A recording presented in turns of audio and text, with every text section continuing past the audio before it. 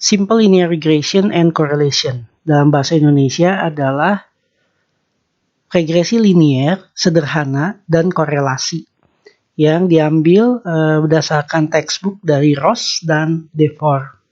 Nah, apakah regresi linear itu sebenarnya? Regresi linear adalah salah satu teknik dalam machine learning yang sering dipakai untuk pengolahan atau analisis data dari big data atau data science. Nah, regresi linear yang akan dibahas kali ini adalah regresi linear yang versi sederhana, yang hanya mengandung satu variabel saja. Karena itu disebut sebagai regresi linear yang simple atau simple linear regression.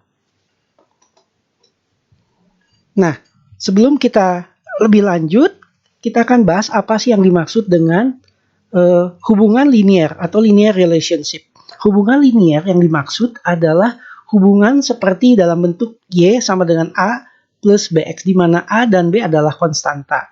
Dalam hal ini, dalam regresi linear, Y adalah sebuah variabel yang merupakan variabel dependent dan X adalah variabel independent. Dalam kata lain, Y adalah variabel yang bergantung dari X. Sedangkan A dan B yang merupakan konstanta tersebut merupakan parameter yang akan kita tentukan nilainya. Nah, kalau kita memiliki banyak pasangan data X, Y, ya, maka kita bisa melakukan satu teknik yang tadi disebutkan, yaitu regresi linear, di mana Y sama dengan A ditambah BX adalah garis lurus yang akan difitkan terhadap data-data X, Y tersebut. Nah, garis lurus Y sama dengan A tambah BX tersebut adalah garis regresi atau seringkali disebut sebagai trend line, garis tren. Ya, jadi bisa disebut sebagai regression line atau garis regresi atau juga trend line atau garis tren. Kenapa bisa disebut seperti itu? Karena garis tersebut melambangkan tren dari hubungan data-data tersebut. Apakah data-data tersebut membentuk sebuah garis lurus atau mendekati sebuah garis lurus? Nah, kita akan bahas sedikit terminologinya. Seperti tadi sudah dibilang bahwa X adalah variabel yang independen atau variabel yang tidak bergantung. Ya, seringkali disebut sebagai prediktor atau explanatory. Nah, untuk setiap X, ya, ada variabel yang namanya Y yang disebut sebagai variabel dependent. Variabel dependent ini bergantung dari variabel X tersebut. Variabel Y seringkali disebut juga sebagai variabel respon. Nah, kita akan membahas bentuk regresi linear yang paling simpel, yaitu hanya mengandung satu variabel independen saja, satu prediktor saja, yaitu X.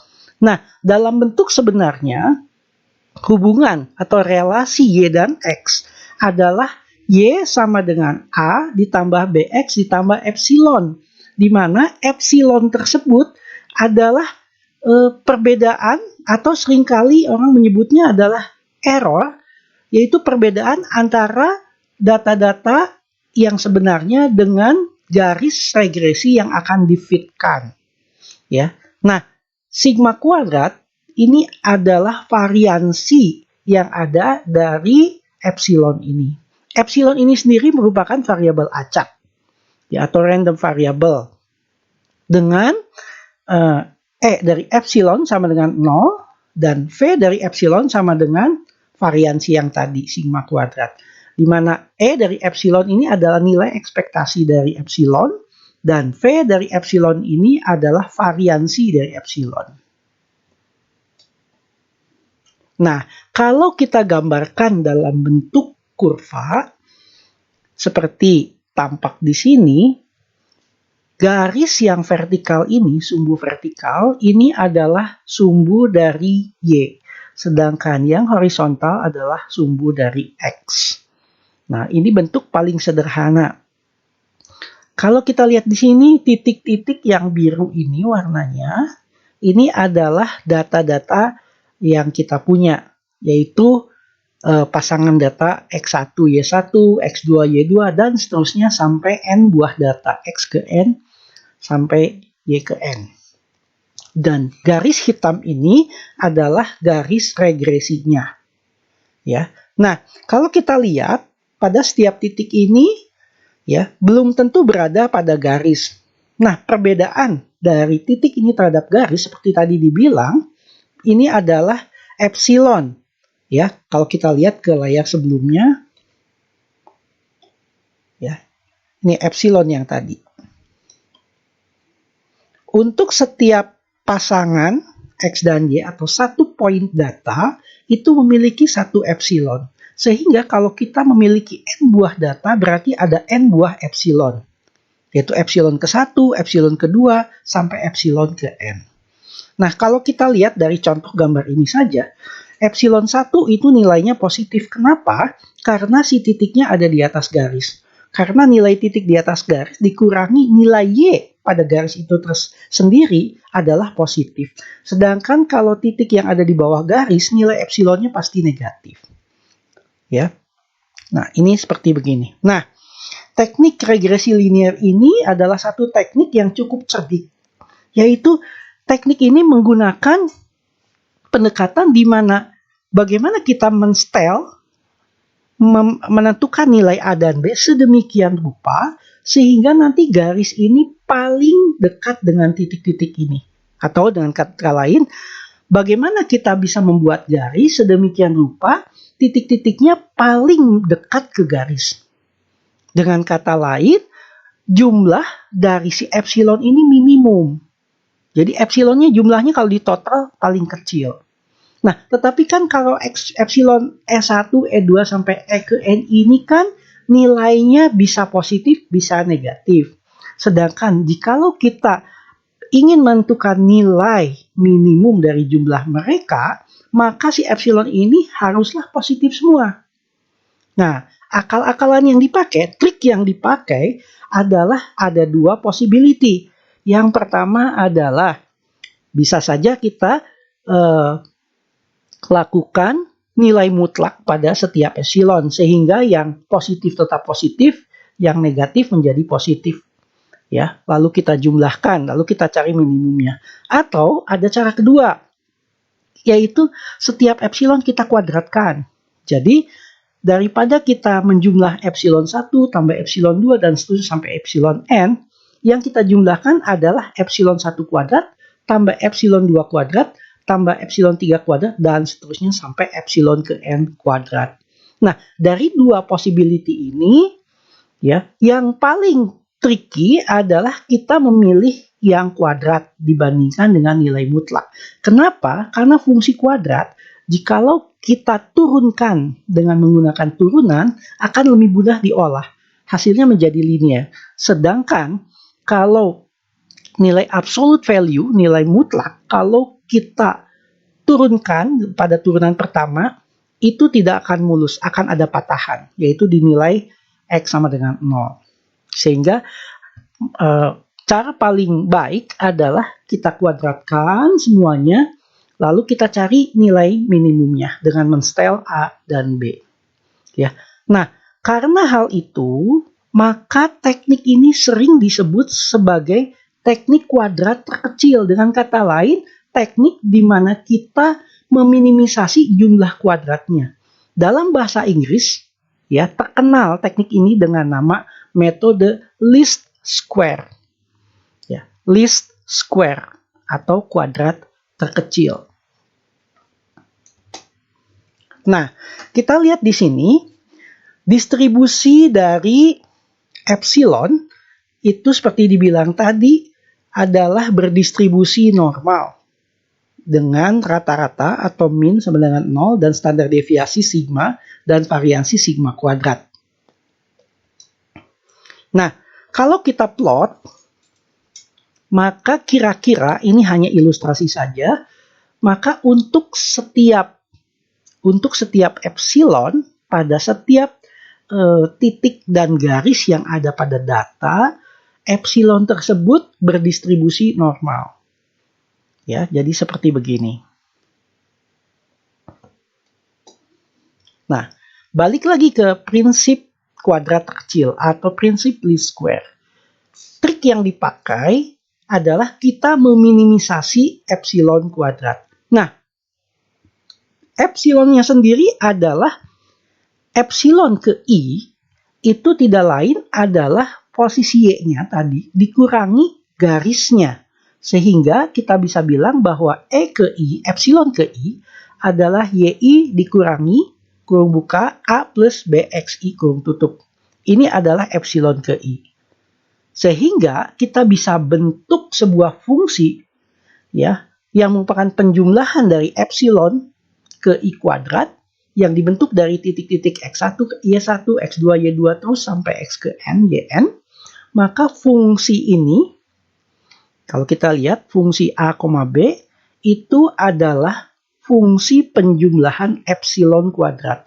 Nah, ini yang di dalam kurung siku, kalau kita lihat, ini adalah epsilonnya, kita kuadratkan, lalu kita jumlahkan sejumlah datanya. Jadi ada n buah epsilon kuadrat yang kita jumlahkan. Nah, si f ini akan kita minimisasi dengan cara mencari a dan b. Nah, bagaimana caranya? Nah, caranya adalah seperti yang kita sudah pernah pelajari kalau Anda pernah belajar sedikit tentang konsep turunan. Ya, atau kalkulus dulu mungkin waktu zaman SMA pernah belajar konsep turunan. Untuk mencari nilai minimum satu fungsi, ya, caranya adalah menurunkan fungsi tersebut terhadap variabel tertentu. Kalau kita mau mencari minimum f, ya, di mana minimum f ini pada a-nya, maka kita turunkan f terhadap a. Ya, dan cari nilainya sama dengan 0. Ya, atau kalau kita lihat karena parameter di sini ada a dan b ada 2, sehingga yang kita bisa tulis adalah do f dibagi do a. Kenapa di sini do? Karena do di sini bukan melambangkan turunan sebagian atau turunan parsial. Jadi turunan parsial f terhadap a itu sama dengan 0. Nah, apa yang dimaksud dengan turunan parsial? Sedikit lagi mengingat-ingat dulu tentang turunan. Yang namanya turunan parsial adalah kita turunkan sebuah fungsi terhadap variabel a, ya, di mana yang lainnya dianggap konstanta. Jadi lebih mudah dibanding turunan biasa. Jadi do f per do a sama dengan 0. Ini kita turunkan f, ya, dengan a sebagai variabel dan b sebagai konstanta. Dan yang lain-lainnya pun sebagai konstanta. Dan demikian juga kita akan mencari f minimum dengan nilai b. Caranya adalah kita lakukan turunan parsial, do f per do b, dan nilainya sama dengan 0. Kenapa sama dengan 0? Ingat-ingat lagi waktu dulu belajar turunan, ya, sebuah fungsi bisa minimum ketika turunan pertamanya nilainya sama dengan 0. Ya, atau sebetulnya bisa juga maksimum, tapi dalam kasus ini minimum. Kenapa? Karena yang namanya fungsi kuadrat itu selalu positif. Sehingga kita tahu bahwa do f per do a sama dengan 0 dan do f per do b sama dengan 0. Ini akan menghasilkan fungsi f yang minimum. Karena ini adalah kuadrat. Inilah yang disebut dengan prinsip dari least square. Meminimisasi error kuadrat atau epsilon kuadrat. Nah, kalau kita lakukan turunan tadi, ya, dengan sedikit aljabar, kita bisa dapatkan dua buah persamaan yang disebut dengan persamaan normal. Persamaan normal ini bentuknya seperti ini, di mana a dan b sebagai variabel dan yang lainnya ini sebagai konstanta. Tapi konstanta ini kita bisa hitung dari data. Ya, Anda lihat di sini bahwa n adalah jumlah data. Dan ini sigma xi ini adalah jumlah dari x dari data kita. Sigma y adalah jumlah y. Sigma x kuadrat adalah jumlah dari x kuadrat. Dan sigma xi adalah sigma atau jumlah dari x dikalikan y. Nah, kalau ini semua n, sigma x, sigma y, sigma x kuadrat, dan sigma xy sudah menjadi angka, maka kita lihat ini tidak lain tidak bukan adalah dua persamaan linier. ya dengan variabel A dan B. Nah, bagaimana mencari solusinya? Waktu zaman SMP kita pernah belajar mencari solusi dari dua persamaan linear sekaligus. Biasanya digunakan teknik yang namanya teknik substitusi atau eliminasi, atau mungkin kalau Anda pernah mengambil mata kuliah aljabar linear bisa juga dengan teknik eliminasi Gauss atau Gauss-Jordan.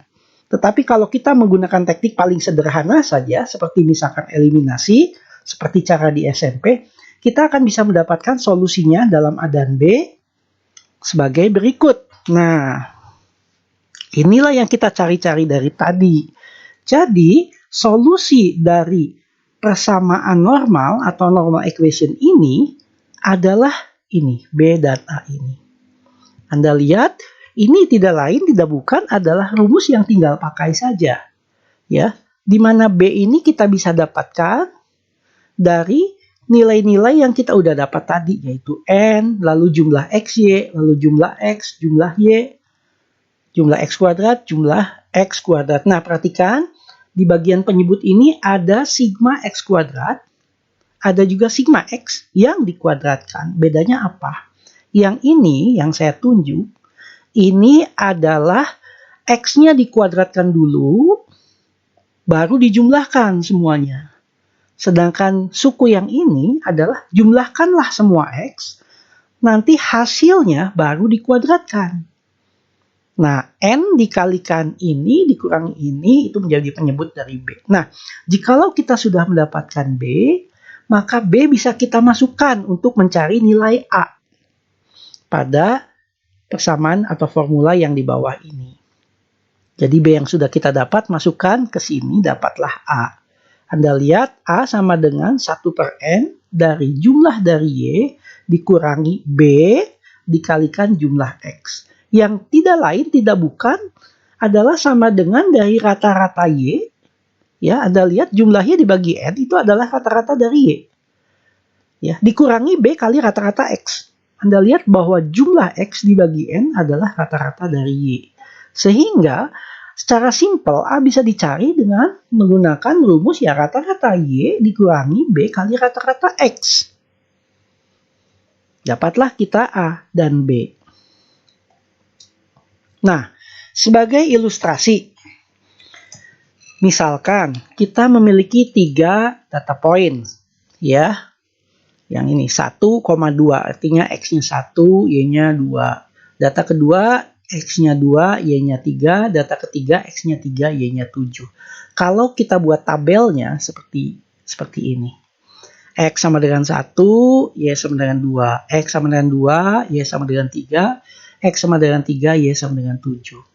Lalu, untuk memfasilitasi kita untuk mendapatkan jumlah-jumlah yang kita inginkan seperti di rumus yang sebelumnya, maka ada baiknya kita membuat tabel seperti demikian. Yang pertama adalah kita bikin kolom XY, X kali Y. Lalu ada juga kolom X kuadrat dan kolom Y kuadrat. Anda lihat cara menghitung kolom XY ini tidak lain adalah X kali Y. Jadi 2 ini didapat dari 1 kali 2. 6 didapat 2 kali 3. 21 didapat dari 3 kali 7. Demikian juga X kuadrat. 1 kuadrat 1, 2 kuadrat 4, 3 kuadrat 9. Demikian juga Y kuadrat, Anda lihat 2 kuadrat 4, 3 kuadrat 9, 7 kuadrat 49. Nah, setelah tabelnya demikian, maka Anda jumlahkan. Ya, di bawah ini yang saya bold, ini adalah jumlahnya. Ya, 1 tambah 2 tambah 3, 6. Jumlah Y 2 tambah 3 tambah 7, 12, dan seterusnya. Jumlah XY 2 tambah 6 tambah 21, 29, dan seterusnya. Nah, inilah yang kita masukkan ke rumus untuk mencari B dan A. Nah, kalau kita hitung, dari 3 data point ini, ternyata B didapatkan adalah 3, yaitu jumlah data, dikali 29. 29 ini adalah jumlah XY, dikurangi 6, jumlah X, dikali 12 jumlah Y, dibagi, kita lihat penyebutnya ini adalah N-nya 3, dikalikan 14 sebagai jumlah X kuadrat dikurangi 6 jumlah X lalu dikuadratkan jadi 36. Kalau kita hitung, Kalau Anda kesulitan tinggal ambil kalkulator, Anda hitung, maka nanti hasilnya 5/2 atau 2,5. Nah, B yang kita dapatkan 5/2 ini kita masukkan ke rumus yang A untuk mendapatkan A. Ya, kalau kita masukkan ke sini B-nya 5/2, kita hitung A-nya. A sama dengan 1/3 dikali kurung buka besar 12 dikurangi 5/2 kali 6. Kalau Anda hitung hasilnya -1. Nah, sampai sini dapatlah kita B dan A yang dicari-cari. Sehingga rumus atau persamaan garis regresinya atau trend line-nya adalah Y sama dengan -1 tambah 5/2X. Dimana tadi -1-nya ini adalah A dan B-nya 5/2. Nah, A di sini -1 ini seringkali disebut sebagai titik potong dengan sumbu Y kalau kita ingat dulu zaman SMP SMA ya. Dan 5/2 ini sebagai tangent line atau kemiringan garis atau slope atau gradien garis ya. Nah, jadi kita lihat titik potong dengan sumbu Y atau y-intercept dalam bahasa Inggrisnya adalah -1 dan slope atau tangent ataupun gradien dari garisnya adalah 5/2. Nah, inilah garis yang kita cari-cari. Ya, dan ini kita bisa plot, kita visualisasi dan kita akan bisa lihat seberapa dekat dia dengan data.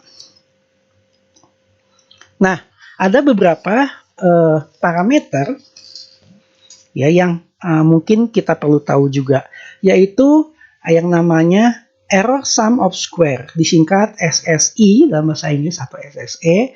Itu tidak lain adalah jumlah dari error kuadrat yang tadi kita bahas, yang kita minimisasi. Ya, ini fungsi FA, B yang tadi ya. Jadi SSE ini adalah jumlah dari epsilon kuadrat. Ya, atau bisa ditulis dalam bentuk lain yang di bawah ini. Ya, sama saja. Nah, ada istilah lain juga yang namanya total sum of square atau SST. Nah, SST ini tidak lain adalah jumlah dari Y aktual dikurangi Y rata-rata dikuadratkan. Jadi Y setiap data dikurangi Y rata-ratanya, ya, hasil itu dikuadratkan lalu dijumlah untuk semua data. Dalam bentuk lain ini yang di bawah. Nah, di sini kita lihat ada variabel yang disebut sebagai coefficient of determination atau koefisien determinasi kalau dalam bahasa Indonesia, biasanya ditulis sebagai R kuadrat, R square. Nah, R kuadrat ini dihitung dengan cara 1 dikurangi SSI yang tadi dibagi SST. Ya, ini adalah coefficient determination. Nah, kalau kita hitung hanya R saja, atau akar dari R kuadrat, tanpa ada kuadratnya, itu seringkali disebut sebagai koefisien korelasi, ya, atau sample correlation coefficient. Ya, di mana R ini bisa juga dihitung dengan cara ya sigma XY dibagi sigma X kali sigma Y, di mana sigma XY ini adalah kovariansi dari variabel X dan variabel Y. Yang dihitung dengan cara ini, yaitu kita cari selisih antara setiap data dengan rata-ratanya, yaitu X ke Y dikurangi X rata-rata, dikali Y ke Y dikurangi Y rata-rata, lalu dijumlah untuk semua N, hasilnya dibagi N-1. Ya, kenapa N-1? Karena ini adalah sampel. Ya, sedangkan sigma X dan sigma Y masing-masing adalah standar deviasi dari data X dan standar deviasi dari data Y. Dan kalau kita hitung R ini adalah tidak lain tidak bukan adalah koefisien korelasi yang bisa juga didapat dihitung dari sebelumnya, yaitu R kuadrat, tinggal diakar saja. Jadi R kuadrat dan R ini sebetulnya sama, cuman yang pertama yang kuadrat ini disebut sebagai koefisien determinasi, sedangkan ini adalah koefisien korelasi. Nah, kalau kita sederhanakan, ya walaupun tidak begitu sederhana terlihatnya, tetapi sebetulnya ini kita bisa hitung dari tabel. Ya, kita lihat bahwa ini R tidak lain adalah N dikali jumlah XY dikurangi jumlah X dikali jumlah Y. Lalu di bawahnya ada akar dari N kali jumlah X kuadrat dikurangi jumlah X dikuadratkan dikali akar dari N kali jumlah Y kuadrat dikurangi jumlah Y dikuadratkan. Ini semua kita bisa ambil dari tabel yang kita buat tadi, ya, dan kita bisa hitung R-nya. Ya, ini cara menghitung sample correlation coefficient, ya, atau koefisien korelasi. Nah, koefisien korelasi ini ya diperlukan dalam regresi linear sebagai indikator. Seperti apa? Kita akan lihat, ya. Nah, ini contoh, ya, ini adalah contoh dari data kita, ya, dari tiga titik data yang kita punya tadi. Kalau kita hitung R-nya, kita masukkan yang ada di tabel, ya, N-nya 3, sigma XY-nya 29, sigma X-nya 6, sigma Y 12, dan seterusnya. Kita hitung, ternyata hasilnya adalah 0,9449 kira-kira kalau Anda hitung pakai kalkulator. Nah, beberapa hal penting, ya, sifat-sifat dari R, ya, sifat-sifat dari koefisien korelasi. Nah, nomor satu yang pertama adalah R tidak bergantung dari yang mana yang merupakan variabel X, yang mana yang merupakan variabel Y. Dengan kata lain, R ini adalah simetrik. Jadi kalau X dan Y kita tukar, kita coba hitung ulang R-nya akan sama. Ya, itu maksudnya nomor satu. Nomor dua, nilai dari R ini tidak bergantung dari satuan dari X dan Y. Jadi tidak bergantung dari satuan, ya, satuan dari X dan Y. Nomor tiga, ya, R ini bernilai antara min 1 sampai 1. Jadi R ini tidak pernah lebih kecil dari min 1 dan tidak pernah lebih besar dari 1. Kisaran nilainya minimum min 1 dan maksimum 1. Jadi dia berada pada interval min 1 sampai 1. Nomor 4, kalau R bernilai 1, artinya apa? R bernilai 1 ini artinya semua titik data point kita yang kita punya terletak tepat pada garis kita yang tadi. Dengan gradien positif. Dengan kata lain, garisnya menaik. Ya, dengan gradien positif atau positive slope. Artinya garisnya menaik. Dan kalau R-nya min 1, ya, artinya semua titik-titik data kita berada tepat di garis, tetapi garisnya menurun atau negatif slope atau gradiennya negatif. Jadi garisnya menurun. Sekali lagi, R sama dengan 1 artinya semua titik-titik data berada pada garis kita di mana garisnya menaik, gradiennya positif, dan kalau R-nya min 1, maka semua data terletak pada garis kita di mana garisnya menurun atau gradiennya negatif, negatif slope. Ya. Nomor 5, kuadrat dari koefisien korelasi itu memberikan nilai yang selalu positif, yang disebut sebagai koefisien determinasi yang tadi kita sudah bahas. Ya, nah kita akan lihat, ya, seperti apa R ini dengan data-data yang kita punya. Kalau R mendekati 1, maka titik-titik ini akan mendekati garis yang menaik positif, yang gradiennya positif. Ya. Sedangkan kalau R-nya mendekati min 1, garis titik-titik ini akan mendekati garis yang menurun. Garis lurus yang menurun yang gradiennya negatif. Ya. Nah, kalau R mendekati 0, artinya seolah tidak ada hubungan linier dalam data ini. Jadi datanya tersebar, tidak ada hubungan linier. Ya, atau kalau R mendekati 0 seperti ini, walaupun terlihat ada hubungan, tetapi hubungannya tidak linier. Dengan kata lain, non-linier hubungannya. Jadi sebenarnya R itu bisa melambangkan hubungan linier pada data. Ya, semakin R mendekati 1, semakin linier dia positif. Semakin R mendekati min 1, semakin linier negatif. Artinya linier tetapi garisnya menurun. Semakin mendekati 0, semakin tidak linier. Walaupun tetap ada hubungan mungkin di antara titik-titik tersebut, tetapi hubungannya tidak linier. Nah, demikianlah teknik dari regresi linier yang sudah kita pelajari, yang cuma memiliki satu variabel saja. Nah, dalam machine learning itu seringkali dipakai regresi-regresi yang variabelnya lebih banyak. Seringkali disebut sebagai multilinear regression atau regresi multilinear, ataupun bahkan yang variabelnya tidak linear. Jadi disebut seringkali regresi non-linear atau tidak linear. Seperti itu. Baik, demikianlah kuliah kali ini. Terima kasih, semoga berguna buat Anda semua. Salam.